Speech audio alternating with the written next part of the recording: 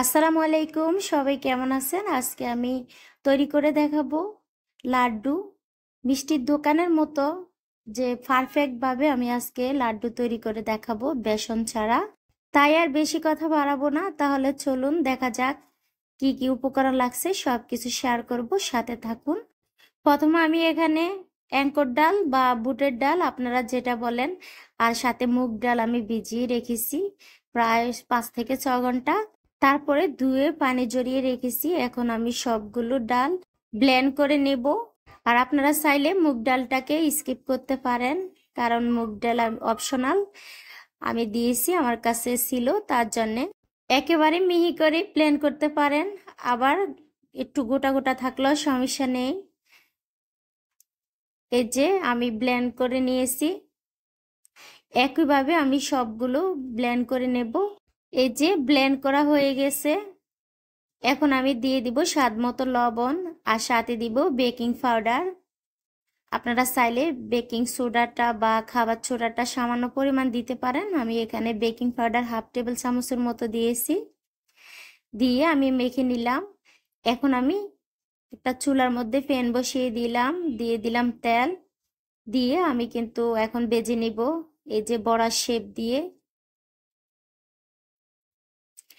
এপিট ওপিট উল্টিয়ে ভালোভাবে আমি ভেজে নেব।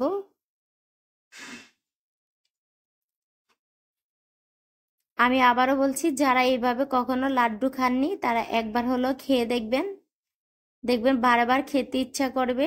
আর এই লাড্ডু বানাতে কিন্তু বেশি সময় লাগে না। আপনারা ইচ্ছা করলে 20-25 মিনিটের ভিতরে বানিয়ে নিতে পারবেন। এই লাড্ডু বানাতে কিন্তু খরচও কম লাগে।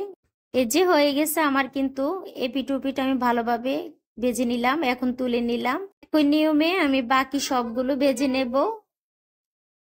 এই যে ভাজা হয়ে গেছে। এখন আমি একটু ঠান্ডা করে নিলাম, তারপরে এইভাবে টুকরো করে আমি আবারও ব্লেন্ড করে নেব।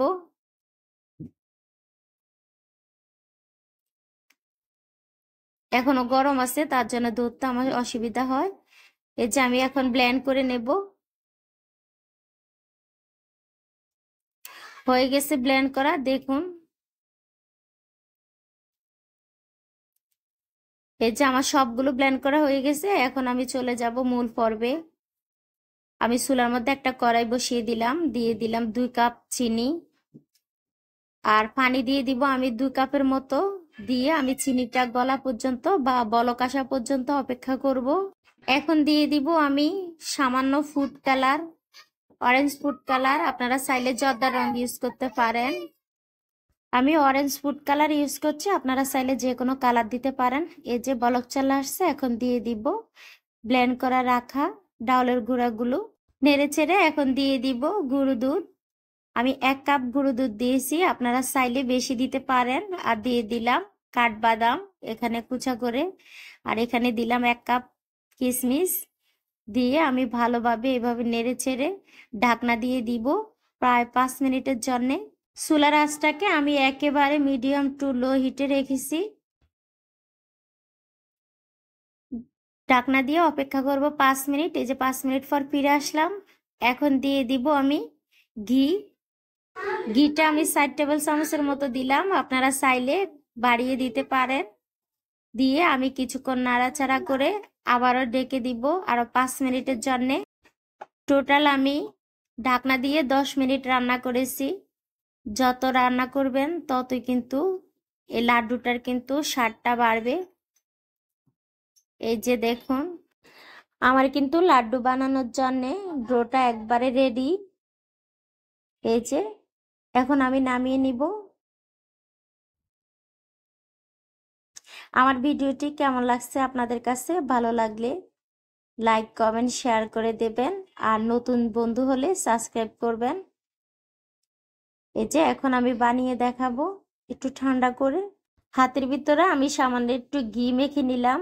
এখন আমি আপনাদেরকে লাড্ডু শেপ দিয়ে দেখিয়ে দিব কিভাবে শেপ দিতে হয়।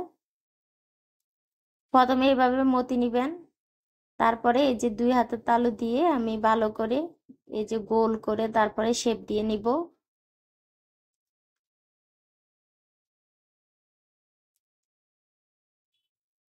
দেখুন আমার একটা হয়ে গেছে।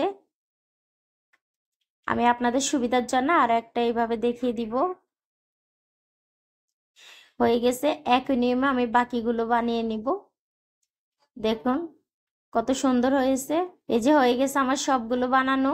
আমার ভিডিওটি আপনাদের কাছে কেমন লাগছে? ভালো লাগলে লাইক, কমেন্ট, শেয়ার, সাবস্ক্রাইব করবেন। আজ এই পর্যন্ত, সবাই ভালো থাকবেন। আল্লাহ হাফেজ।